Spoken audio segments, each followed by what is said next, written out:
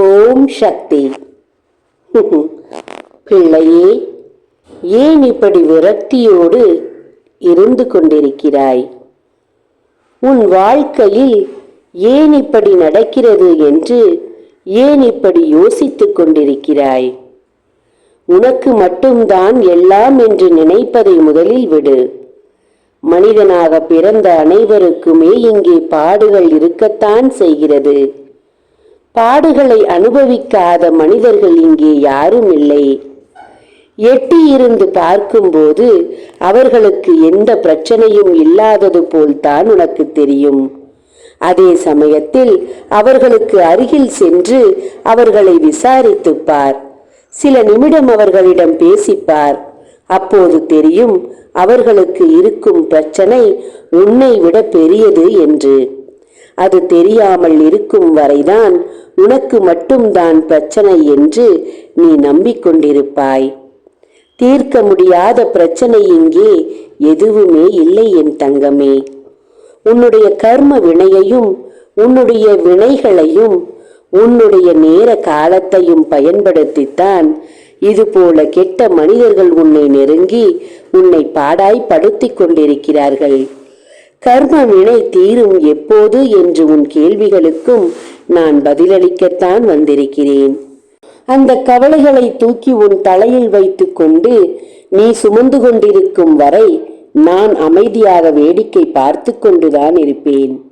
என் மீது நீ கோபப்பட்டாலும் சரி என்று அந்த வழிகளையும் அந்த பாரங்களையும் என்னை நம்பி என்னுடைய தலையில் நீ இறக்கி வைக்கிறாயோ அன்று உன்னுடைய வேலைகள் செம்மையாக நடக்கும் என்பதை புரிந்து கொள். காலத்தின் கட்டாயத்தால் இதை நீ அனுபவித்துக் கொண்டிருக்கிறாய். எல்லாம் சரியாகும் நேரம் வரும்போது உன்னால் தான் தடங்களும் ஏற்பட்டு கொண்டிருக்கிறது. தங்கமே, உன்னை சுற்றி இருப்பவர்களில் சிலர் செய்த வேலையால் தான் நீ வேதனைப்பட்டு கொண்டிருக்கிறாய். இன்று வரை உன் மனதில் எத்தனையோ கேள்விகளுக்கு பதிலளிக்க முடியாமல் நானும் திணறிக் கொண்டிருக்கிறேன். உன் வாழ்க்கையில் இனியாவது நடக்கப் போவது என் இஷ்டத்திற்கு நடக்க வேண்டும் என்று உன் அன்னை ஆசைப்படுகிறேன். விருப்பப்படும் என் தங்க பிள்ளைக்கு நல்லது நடக்கும் என்பது உன்னுடைய வாழ்க்கையில் எழுதப்பட போகிற அந்த பொக்கிஷ நாளை உனக்காக கொடுக்கத்தான் நான் வந்திருக்கிறேன். தங்கமே, நான் சொன்ன தேதியன்று நீ ஒரு இடத்திற்கு செல்ல வேண்டும் என் அன்பு பிள்ளையே.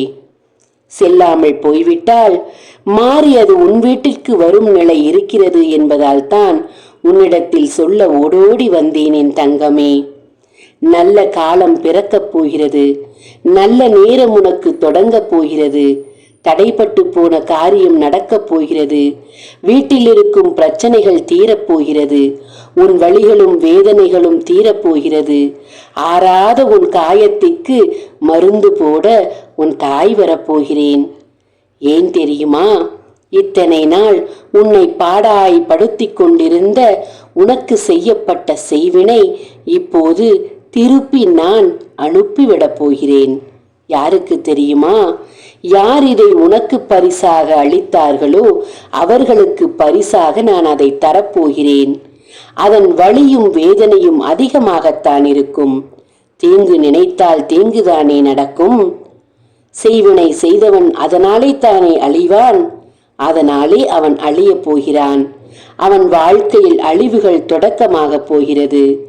உன் வாழ்க்கையில் என்னவெல்லாம் நடக்க வேண்டும் என்று ஆசைப்பட்டு கொண்டிருக்கிறானோ அது எல்லாம் நான் சொன்ன நாளில் இருந்து அவன் குடும்பத்தில் தொடங்கப் போகிறது.